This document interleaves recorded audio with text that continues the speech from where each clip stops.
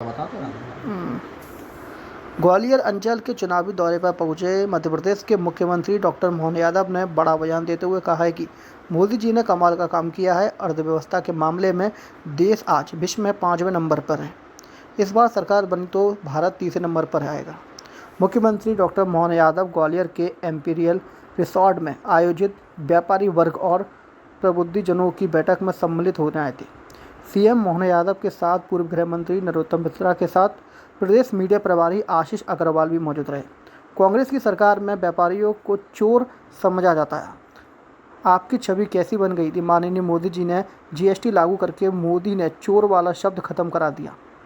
वहीं उन्होंने प्रशासन और आम आदमी पार्टी को दो कौड़ी का आदमी कहते हुए कहा कि एक दो कौड़ी का आदमी जिसकी खुद की कोई औकात नहीं आपको चोर समझता था।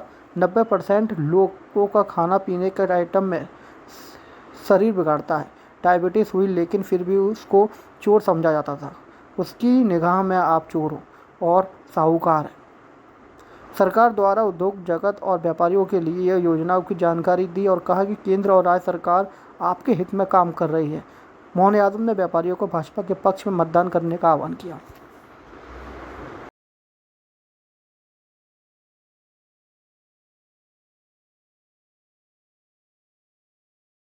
चश्मा साफ करके फिर देखता है दिल्ली बम्बई वाला लेकिन वो हल्ले व्यापार करते आए। आपने तो जीवन में वो रास्ता नहीं पकड़ा, लेकिन छवि कैसी बन गई अपने प्रदेश में इतने दिन से, कोई बहुत बड़ी बात नहीं, लेकिन जाने अनजाने प्रशासन की कमजोरियों से कैसी छवि बन जाती है। जैसे एक छवि बनी थी कि व्यापारी सब चोर। अब माननीय मोदी जी ने जीएसटी लागू करके व्यापारी चोर वाला शब्द खत्म करा कि नहीं करा? अपन रात दिन कमाते मेहनत करते 24 घंटे जान हथेली पे लेकर के 90% लोगों को शुगर इसलिए हो गई कि खाने पीने का टाइम ही बिगड़ा पड़ा। बिगड़ा कि नहीं बिगड़ा? लेकिन इतना शरीर बिगाड़ने के बाद भी कोई चोर बोले तो कैसा अपमान लगता, कौन सुनना चाहेगा? लेकिन होता ही कि नहीं होगा। ये दो कौड़ी का आदमी जिसकी खुद की औकात नहीं, आपको मालूम कितने पैसे ले जाएगी, लेकिन उसकी निगाह में आप बहुत बड़े चोर और वो साहूकार। तो ये भाव सरकार के लिए तो उचित नहीं था ना।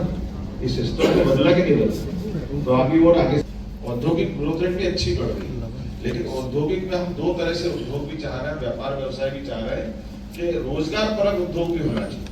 केवल मशीनी उद्योग के आधार पर बड़े पैमाने पर मशीन से बड़ा लाभ मिल जाए, इसका मतलब वो नहीं मिले ऐसा नहीं, वो भी होना चाहिए, लेकिन उद्योग में रोजगार परक। आपको केवल एक जानते हैं, यहाँ जितने लोग बैठे किसी की लेबर को सरकार पैसा दे रही है? आपकी जानकारी? दादा आज एक बड़ी बैठक हुई और आप भी सारथी बन के आए सीएम साहब के, टमटम चलाई और बड़ा अद्भुत दृश्य था वो। किस तरह से रहा पूरा? हर दृश्य अद्भुत होता है, साथ अच्छा हो तो, हर काम अच्छा हो, मार्ग अच्छा हो तो, और इसलिए अच्छे काम के लिए आज बैठक की थी।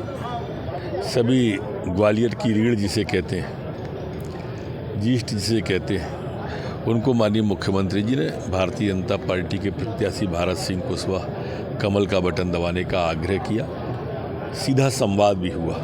दादा जीतू पटवारी पे एफआईआर दर्ज हो गई है और जो लगातार अमर्यादित भाषा का इस्तेमाल किया जा रहा था कांग्रेस की तरफ से, क्या अमर्यादित भाषा कोई सी की भी हो वो अच्छी नहीं रहती। राजनीति के अंदर मर्यादा का सभी को ख्याल करना चाहिए, ऐसा मेरा मानना है। जब आज बैठक ली है और एक बड़ा संदेश आपने दिया है कि देखिए, चुनाव की बेला है, अलग अलग वर्ग के लोगों के साथ मिलकर के बात करना ये भारतीय जनता पार्टी के दृष्टि से मैं उचित समझता हूँ। और आज यहाँ श्रेष्ठी वर्ग बैठा, व्यापारी वर्ग बैठा, सबसे अलग अलग प्रकार से भाजपा के पक्ष में अपील भी की। लेकिन अभी हम जानते हैं कि चूँकि हमारी सरकार तो बन चुकी, स्टेट गवर्नमेंट के माध्यम से व्यापार व्यवसाय को कैसे बढ़ा सकते हैं, भविष्य में प्रदेश को अगर आगे ले जाना तो आर्थिक रूप से संपन्नता और सभी क्षेत्रों में विकास ये भी ज़रूरी है। और मुझे इस बात का संतोष है कि हमने अपनी बात कही और माननीय मोदी जी ने जो जीएसटी से लेकर के टैक्स कलेक्शन को लेकर के जो पिछले समय सुधार किए और ख़ास करके अलग अलग विभागों के द्वारा जो व्यापारी व्यवसाय बदतमीजी होती थी, कोई अलग प्रकार से दबाया जाता था, उससे बदलाव लाते हुए और ये भी मान के चलो कि जीएसटी कलेक्शन का जो अब रिकॉर्ड बना है, सभी प्रकार के वित्तीय तरलता का जो माहौल बदला है, भारत का विदेशी भंडार से लेकर सब मामलों में मोदी जी ने कमाल का काम किया है। इसीलिए हमारी अर्थव्यवस्था 5वें नंबर पे पहुंची और अब की बार सरकार बनी तो 3रे नंबर तक पहुंचेगी। मेरी अपनी ओर से सभी मतदाताओं से आपके माध्यम से अपील करता हूं, हमारा आखिरी दौर पहुंचा है, 3रा चरण चुनाव का होने वाला 7 तारीख को वोट डलेगा। सभी भाजपा के पक्ष में वोट डालें, ये मैं अपील करता हूँ। बहुत धन्यवाद।